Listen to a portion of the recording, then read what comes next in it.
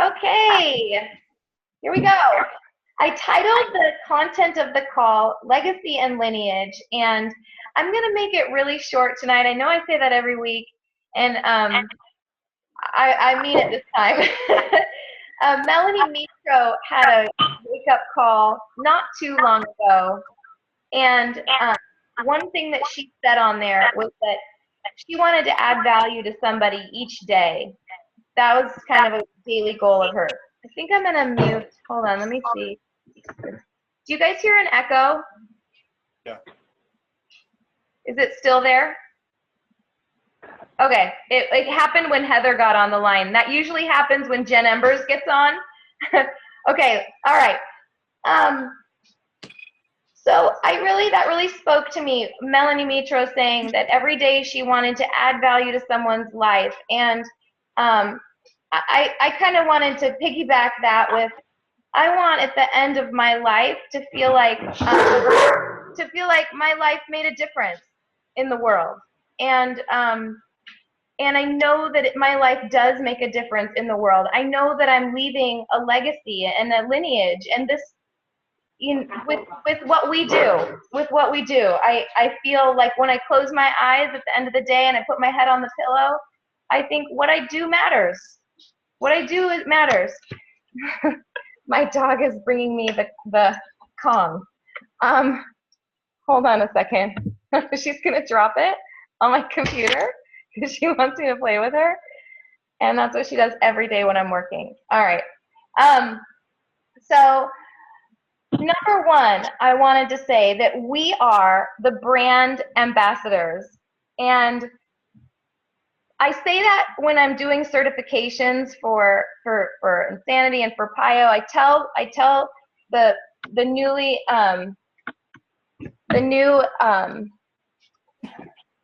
hold on a second. I'm going to ask my husband to take the dog off of my lap. I'm going to mute this. 1 second. Hold tight. Somebody tell a funny story. 1 second.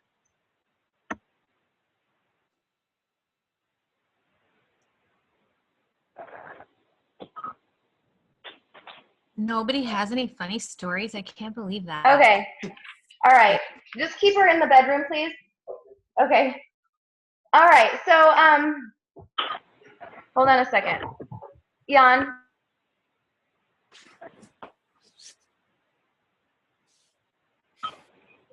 Okay. So, we are the brand ambassadors. So I say this to people, if they come take my Insanity certification, I tell them, you are the brand ambassadors. In other words, if you suck, as a human being, or you have bad form, you're what people think of when they think of our brand, when people see the logo. And if you don't represent well, that's what they think of when they think of Insanity. And the same is true of our coaching business. The little blue logo that says Team Beachbody, that little blue circular logo, that when people see that logo, they think something. They think either positive, negative, and we create what people think about our company. And so along those lines, I wanted to address some sort of bullet points. One of them being stealing customers. Like, I know we've all had this happen where you've probably, like me, been on both ends of the stick, And how do you deal with it when you reach out to someone, or someone reaches out to you, but they already belong to another coach? Or maybe you have a more of a relationship with so-and-so, but someone got to them first. So I just wanted to banter about that a little bit. One thing I wanted to say is that I always, if like Heather is a perfect example, and she's on the call, she had another coach. She had another coach, and it would have really lacked integrity for me to try to coerce her to join with me. And so I did my best to have integrity and to give her total freedom to do what she felt was best for her.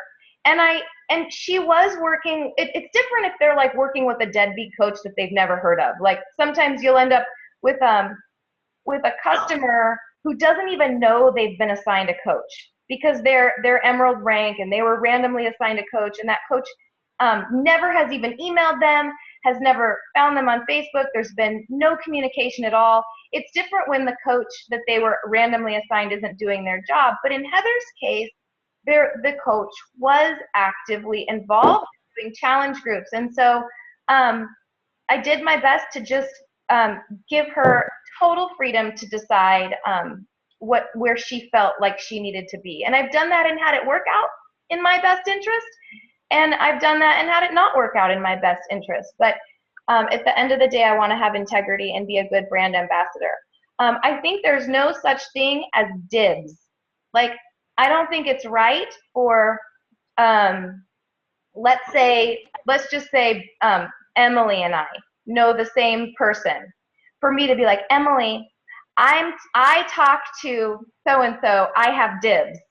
I just don't, that doesn't bode well with me either, because it's the same principle of that person should be able to choose. So Emily and I might have an open conversation about the fact that we both know so-and-so in our life, and we both think that our products would bless that person or the business would bless that person. But then it just needs to be open communication and kindness and selflessness for it to be a win-win. Anything but that just like chops the legs out from under us. You know what I mean? So moving on, unless anyone had any thoughts. That can be tricky, Ellen. And I'd have to say that can be tricky, because you have some coaches out there that are very aggressive and others that like to let things play out and build that relationship. Yeah. And I'd be pissed off if I'm building this relationship, but another coach is aggressive and just, jumps in. You know what I mean? I do. So it is a very sticky situation. And don't be afraid. I mean, because I hear what you're saying. I totally hear what you're saying, but I totally understand kind of the dibs thing where, hey, I'm building a relationship with this person, and I'm not going to force this on them. Where you have other coaches, if you don't tell them, hey, I'm working with this person, they're going to jump right on your potential client or coach and take them from you. You know what? I actually am trying to say the same exact thing as you. You just said it better than me. But that is kind of what I was trying to communicate. Like, I don't think someone that's what I meant by no dibs. Like, just because someone is more aggressive, like, Emily, I'm gonna go for it. You know what I mean? I think you coined it a little better. Did anyone else want to jump in on that? Or Brian, did you have any more?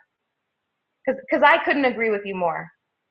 Okay, yeah. I'm just saying, if you get in a situation, you got to be communicating with the other coach and be like, I'm building a relationship with this person, and the other coach might not know that, Right. And hopefully, they're not within our own organization where Right. you're bickering over the same person. But just my opinion. Take it for whatever you want. That's everything else.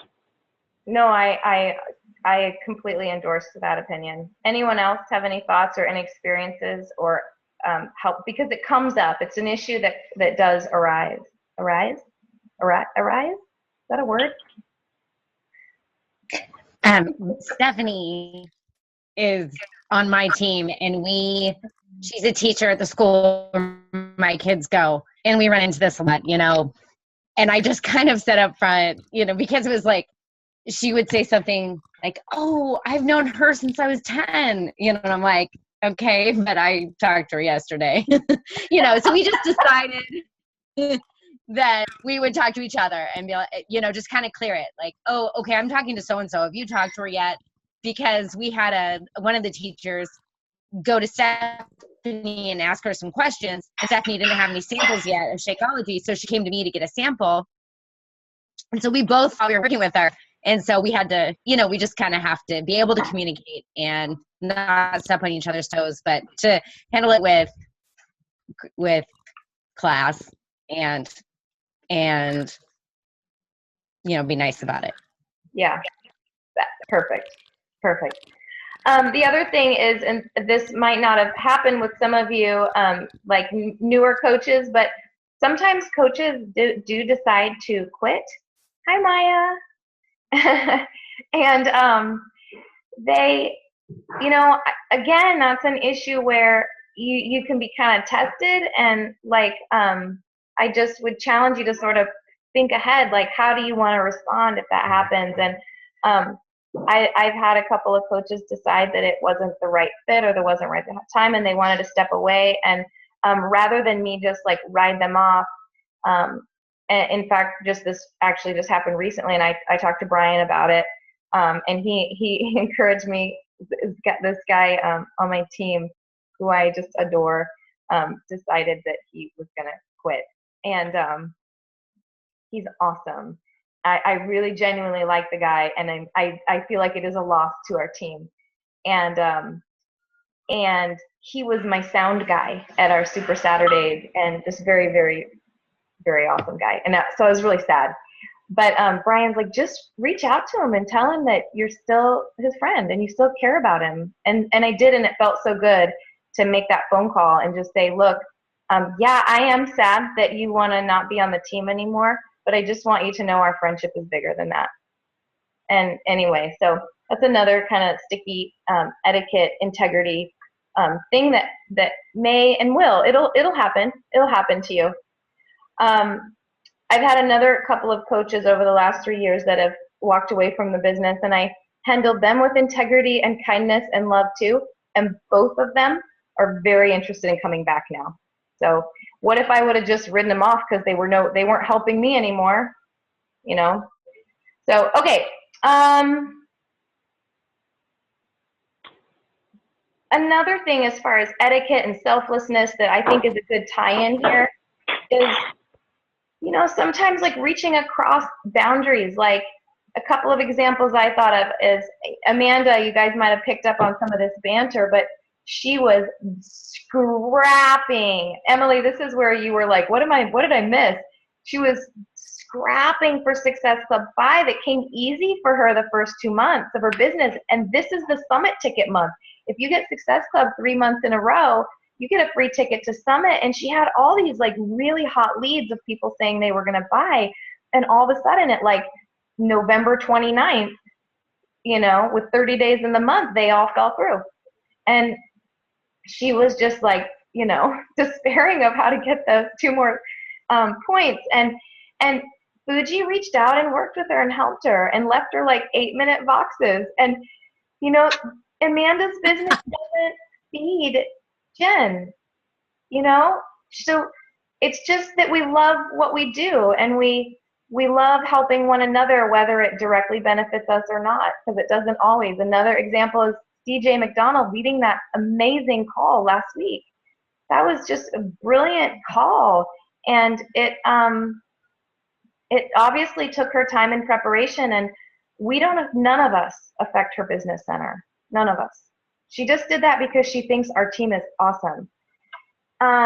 Okay, so anyway, just those sort of all go under the umbrella of being selfless, having good etiquette, keeping in mind you are what people think of Beachbody. When they think of Beachbody, they're not going to necessarily think of John Congdon and Carl Deichler and Darren O'Lean and Isabella Deichler. They're going to think of you. Okay. Oh, Fuji also said, and I would love the direct quote, and it was in regards to something else a couple months ago. You're like, I'm either gaining or losing a client every day. Do you remember saying that?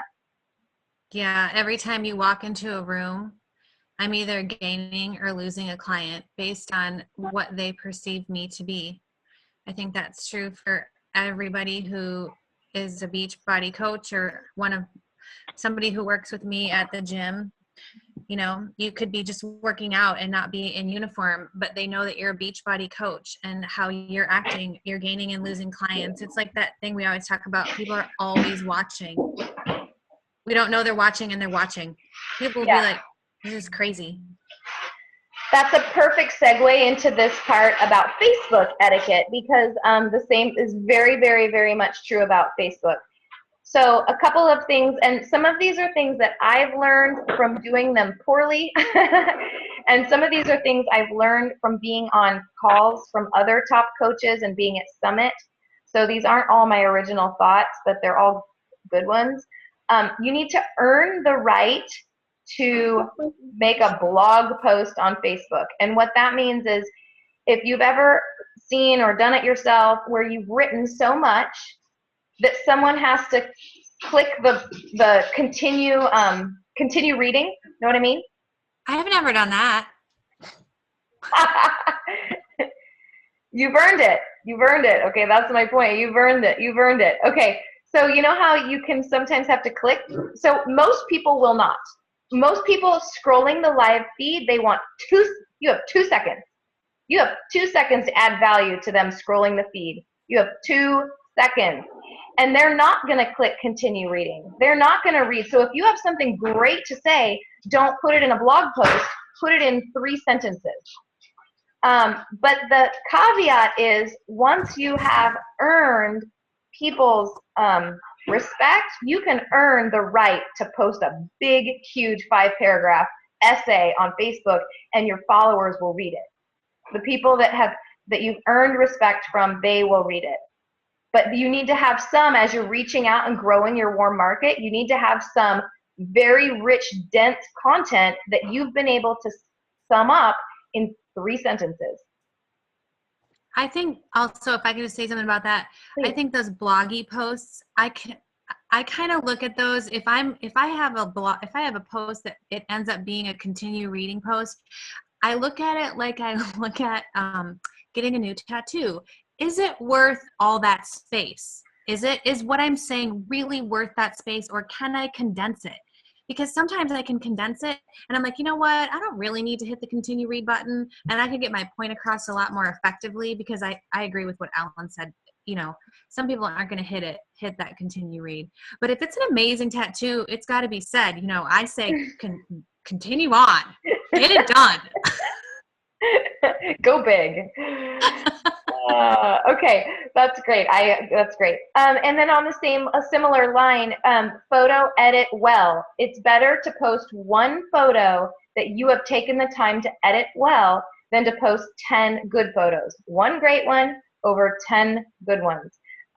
Simply, and I feel like I'm preaching to the choir. I feel like you guys are really good at this, but I'm going to say it anyway for the benefit of maybe some people that listen to the replay that maybe need work on this area.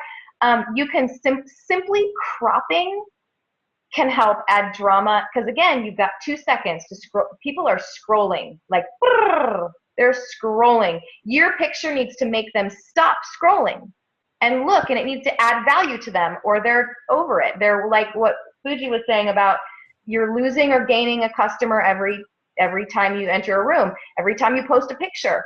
So cropping is one of the best tools that you can do to add drama, and use your photo editing apps. Like I use like 5 apps before I post a picture. I'm not kidding.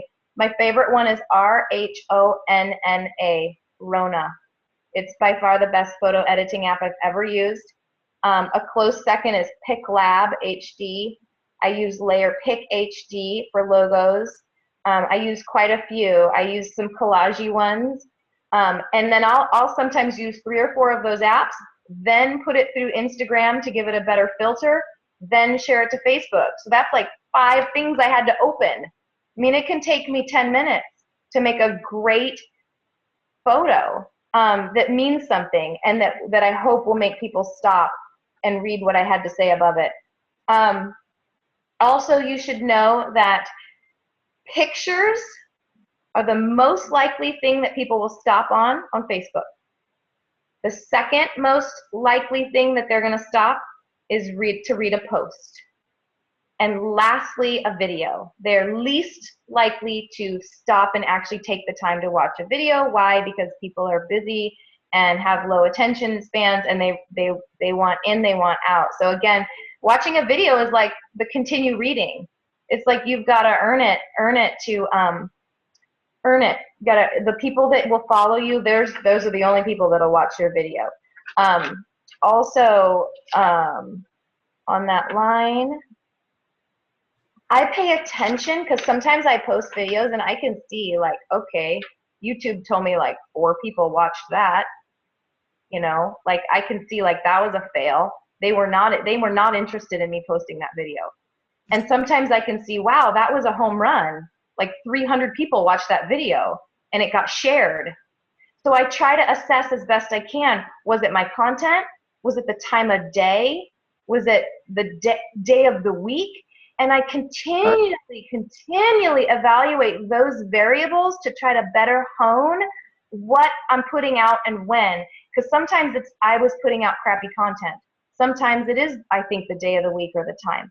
I did do some research at one point, and according to the Huffington Post, Wednesday is the least likely time people are on Facebook, and Sunday was the best.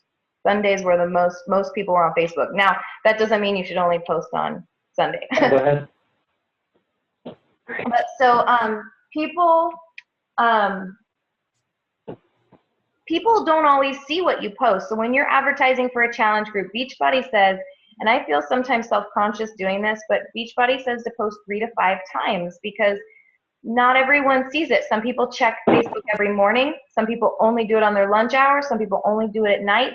Some people only do it on the weekend. And so you need to spread out where you're posting, because if they have a lot of friends, they're not going to see everything on the live feed at all. So don't be super self-conscious about posting, but keep in mind, if you overly post, if you're like Beachbody, Beachbody, Beachbody, Beachbody, Beachbody, then it becomes white noise and they stop listening and they just tune you out altogether. So there's that fine line that we all need to find, and I've been on every single side of that line. It becomes spam if it's too much. You're like spamming people.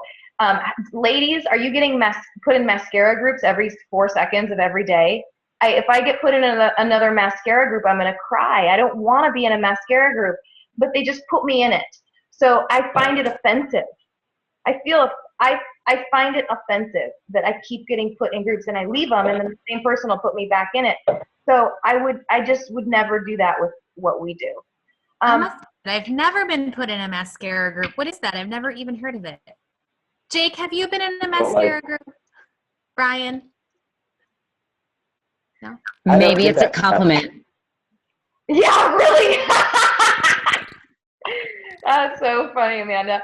So I get put in them every single day. Just wait. You must not have any reps in your area. Okay. So I've heard on one of the national calls, someone said not to post your Beachbody link. I think it was Melissa McAllister. She's like, don't post your link. It comes across as desperate and salesy. If people want to buy something from you, they're gonna ask you. I don't know. I have a little bit of mixed feelings about that, but because you want them to not go to Beachbody, you want them to go to you. But I just was going to pass along that I have heard that on a call before. You guys are incredibly perfect about this category of no grumbling. We definitely have no Facebook bad energy among our team at all. Okay, moving on quickly here, and then I gotta.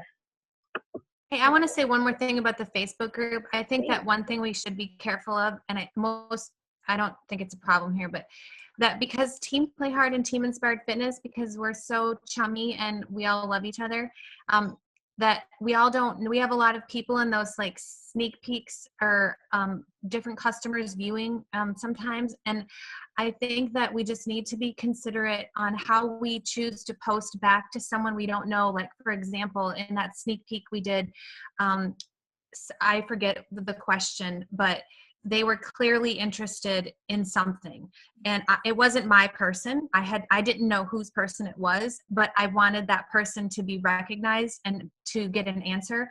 And so I just said, hey, this is the answer. And I'm sure whoever your coach is who put you in, and I kind of put the ball back to that coach, just because we don't know. I mean, our coaches know our customers way better than we do. And so to be making suggestions for other people's customers or potential coaches might not go over so well, because we don't know the history like that person does who put them in the group. Does that make sense? Yes. Yeah, I just think that we need to be respectful and be aware that I don't know Tia's clients like she does, so I would never speak on her behalf. I would just say, hey, you should talk to your coach about this, Tia. I would never, I'm not going to offer my 2 cents unless Tia asks me to. Yes, that's excellent. Actually, that was my customer, Jamie DeLapp, and yep, you're like, talk to the person who invited you. Hey, we just got a 10-minute meeting alert. Can I talk about YBY? Well, let me wrap this up in 1 minute real quick. Okay. Want wisely for your team. So I'm not preaching to the, 8 of you that are on this call, but for anyone who might listen, we as leaders, as you lead your legacy and create your lineage, it behooves us in every single way to want for your team what they want and not to impose what you want for yourself on them. And we want to push them according to their own personal goals. I've had some coaches. In fact, one of them was one of the girls that I said quit and is now interested in coming back. Man, I think that girl would just be, crazy diamond quickly and incredible. But that wasn't what she wanted for herself. So it would just cause conflict, frustration, heartache for me to push her not according to her goals. Also, recognize your tribe, recognize your team, recognize their achievements. I think the most valuable categories are Success Club and team building. Quickly on that note, I can only see, I'm only recognizing 3 levels down from my business center on Success Club. And so if I ever leave you out, I might not be seeing you. And I can't see cycle bonus earners unless they're my personally sponsored. Okay, lastly, and I'm going to hand it over to Jen. And Brian has something to say about Max 30. Your grandbabies and great-grandbabies, as your team grows and you have coaches that are not personally sponsored by you, but they're on your team, those matter to you. Those coaches matter to you. So get a pulse on the training that they're receiving, because maybe it is possible, very possible, for a grandbaby coach of yours to actually want to be like a diamond, whereas maybe their upline doesn't. So they need mentorship, maybe from you and not their upline. So have a pulse on that as you create your lineage and your legacy. Whenever I have a new coach, like Heather is new, Amanda's new, if they're going to do some business prospecting, I'm like, use me, call me, I'll help you. I've been doing it for longer. So, and then Amanda asked me recently, well, when do you name your team? Listen, you guys, you name your team whenever you want. You could have one coach. You want to name your team, you'll just start brainstorming, and at some point, name your tribe and start creating your dynasty. Okay, without further ado, Fuji. Oh my God. Okay. I had a stopwatch on so I don't go over the time. I'm thinking maybe next week's team call, we could do a longer call about YBY, but we created the group, Your Best You. And I just wanted to say really quickly, I really think that as coaches, we could use this as kind of a, as new coaches, we always do a get start right call with coaches. Get started right. Learn how to be a coach for the right. That's why we do the coach basic training. That's why we do the Emerald to Push training. It's all about building our base. And I think that we can use this YBY group as a launch pad, not only for our customers, but for us as coaches, as a great launch pad to end 2014 and build us into 2015 as a team. I'm thinking that, the Max 30 itself is 60 days. So at bare bone minimum, this group is going to be 60 days. That's enough to do 3 days short of 3 21-day cycles if you have 21-day fixers. So that's 3 opportunities for us to do 3 21-day challenge groups. That's 2 opportunities that we're going to do for sneak peeks. So to think about the YBY as the bigger picture, that what's your goal as a coach for 2015, and that this is one of your launch pads, and how are you going to use it? It's 60 days, and there's a lot of work that we can do within that group within 60 days. Keeping an eye on those customers, maybe they belong in a sneak peek, opening up new windows of opportunity for them, things like that. And Brian had something good to say about how he was going to, go ahead, Brian. I just wanted to share that if you are considering getting the Insanity Max 30 and you're also serious about making Success Club 5 or higher, that you need to really think about, this is what I'm going to do.